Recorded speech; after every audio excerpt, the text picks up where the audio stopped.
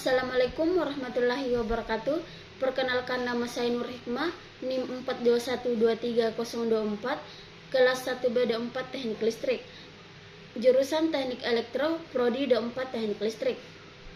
Alhamdulillah, puji syukur kita panjatkan kehadirat Allah Subhanahu wa taala, Tuhan yang Maha Esa, karena dengan izin dan rahmat-Nya lah sehingga saya bisa menyelesaikan tugas yang diamanahkan oleh dosen pembimbing mata kuliah elektronika digital dengan tepat waktu, yang berjudul Sistem Analog dan Sistem Digital.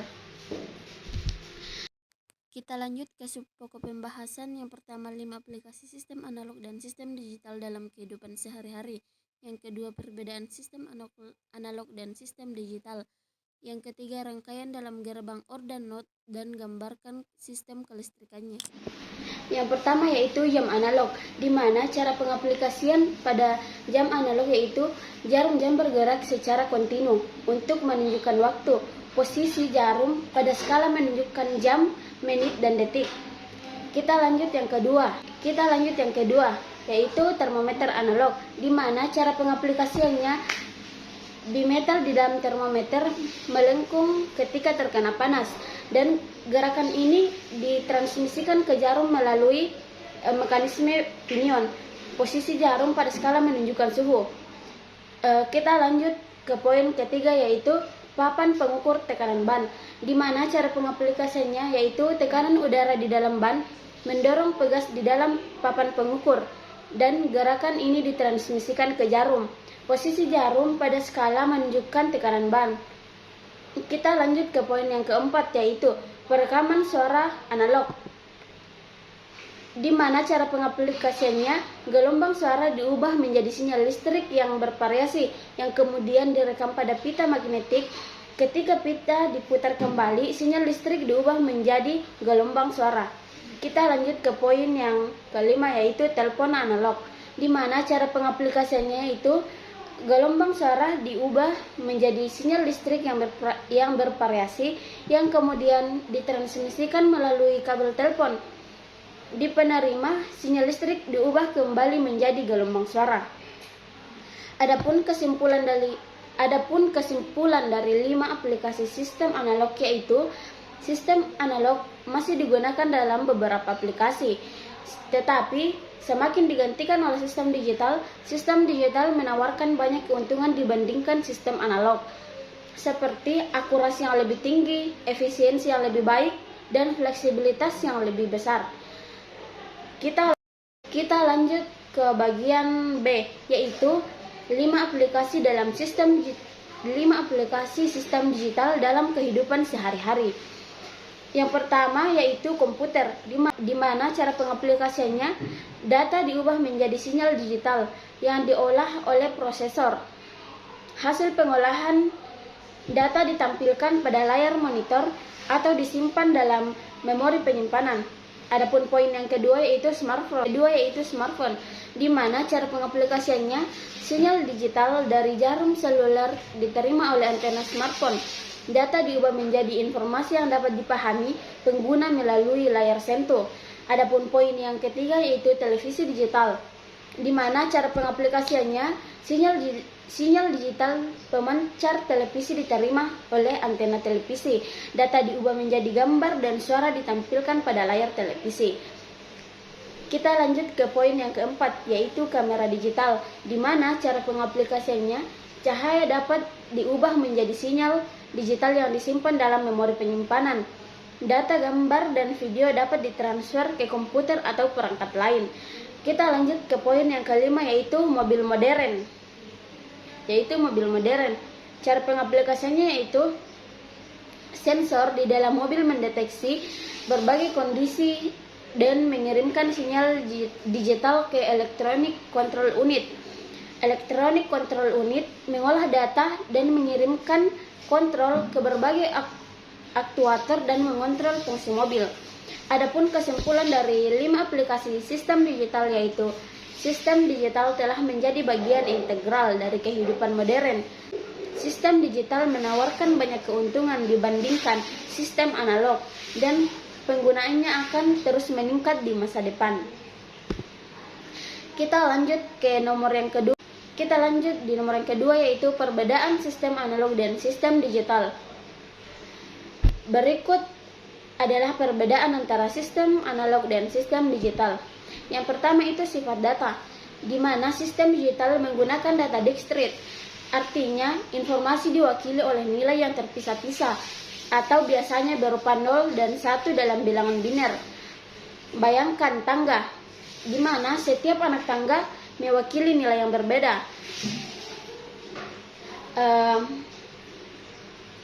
Sedangkan sistem analog menggunakan data kontinu, artinya informasi diwakili oleh nilai yang berkelanjutan sepanjang rentang tertentu. Bayangan kurva, di mana setiap titik pada kurva tersebut mewakili nilai yang berbeda. Lanjut di yang poin kedua, representasi data. Sistem digital mengubah informasi menjadi biner atau urutan angka 0 dan 1 menggunakan proses konversi analog ke digital.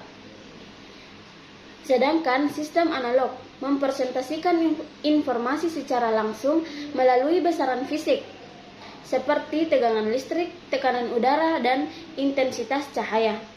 Yang poin ketiga, akurasi. Sistem digital rentan terhadap kesalahan pembulatan karena sifat discrete-nya, tetapi kinerjanya stabil dan tidak terpengaruh oleh noise atau gangguan secara signifikan. Sedangkan secara sistem analog berpotensi memiliki akurasi yang lebih tinggi karena sifat kontinu, namun rentan terhadap noise yang dapat mengubah sinyal dan menyebabkan kesalahan. Poin yang keempat yaitu kompleksitas. Sistem digital umumnya lebih kompleks karena melibatkan proses konversi dan data komponen elektronik yang lebih rumit, sedangkan sistem analog biasanya lebih sederhana dan mudah dipahami, membutuhkan komponen yang lebih sedikit. Adapun poin yang kelima yaitu ketahanan. Sistem digital tahap terhadap noise dan interferensi karena sifat discrete-nya. Kesalahan yang terjadi biasanya hanya mempengaruhi 1 bit data dan dapat dikoreksi. Sedangkan sistem analog rentan terhadap noise dan interferensi yang dapat merusak sinyal dan menyebabkan kesalahan yang sulit dikoreksi. Adapun kesimpulan dari perbedaan sistem digital dan sistem analog yaitu sistem digital menawarkan banyak keunggulan dalam akurasi yang stabil, ketahanan terhadap noise, dan fleksibel sehingga dominan dalam berbagai bidang teknologi modern. Namun, sistem analog masih digunakan pada aplikasi tertentu yang membutuhkan kesederhanaan, ketahanan terhadap gangguan elektronik, ketahanan terhadap gangguan elektromagnetik, atau pengukuran sinyal kontinu dengan presisi tinggi. Kita lanjut ke nomor yang ketiga yaitu rangkaian dalam gerbang OR dan NOT. Yang bagian A yaitu gerbang OR. Gerbang OR memiliki satu atau lebih input dan satu output. Output gerbang OR akan bernilai 1 atau true jika setidaknya satu input bernilai 1. Berikut adalah tabel kebenaran gerbang OR. Teman-teman bisa lihat di layar HP masing-masing. Kita lanjut di rangkaian gerbang OR. Dapat dibuat dengan yang pertama yaitu dioda, di mana dioda dihubungkan secara paralel dengan anoda terhubung bersama dan katoda terhubung ke output. Ketika salah satu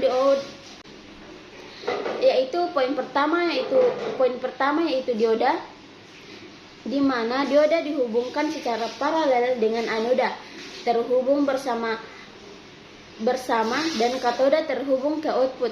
Ketika salah satu dioda dialiri arus, output akan bernilai 1. Yang kedua yaitu transistor. Transistor NPN dihubungkan secara paralel dengan basis terhubung bersama dan kolektor terhubung ke output. Ketika salah satu transistor dihidupkan, output akan bernilai 1. Kita lanjut ke poin yang ketiga, yaitu resistor.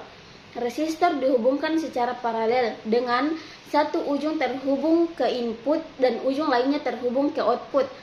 Ketika salah satu resistor dialiri arus, output akan bernilai 1. Kita lanjut ke bagian yang ke B, yaitu gerbang NOT. Gerbang NOT memiliki satu input dan satu output. Output gerbang NOT akan bernilai kebalikan dari input. Berikut adalah tabel kebenaran gerbang NOT. Teman-teman bisa lihat di layar HP masing-masing. Kita lanjut di rangkaian gerbang NOT. Dapat dibuat dengan yang pertama, yaitu dioda, di mana dioda dihubungkan secara seri dengan output. Ketika input bernilai 1, dioda dialiri arus dengan output yang bernilai 0.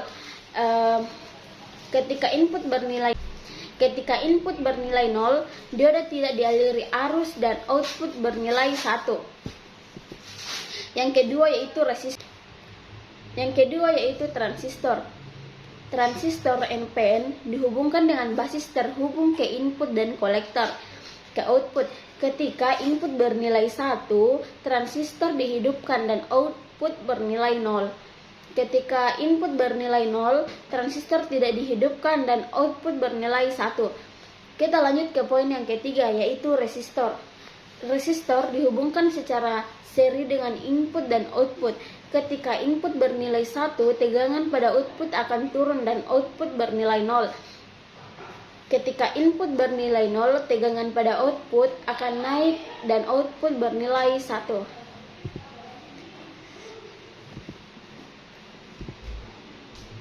Contoh rangkaian lampu OR.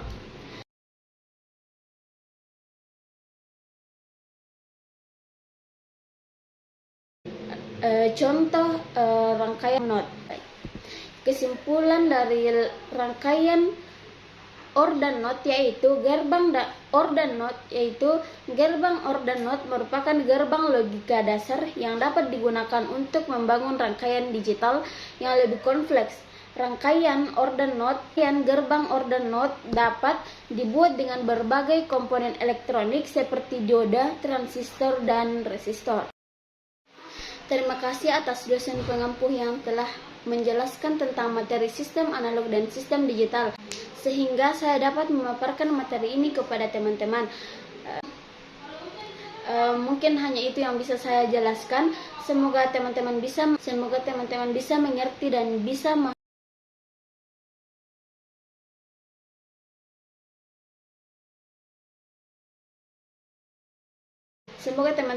memahami. Kurang lebihnya mohon dimaafkan. Assalamualaikum warahmatullahi wabarakatuh.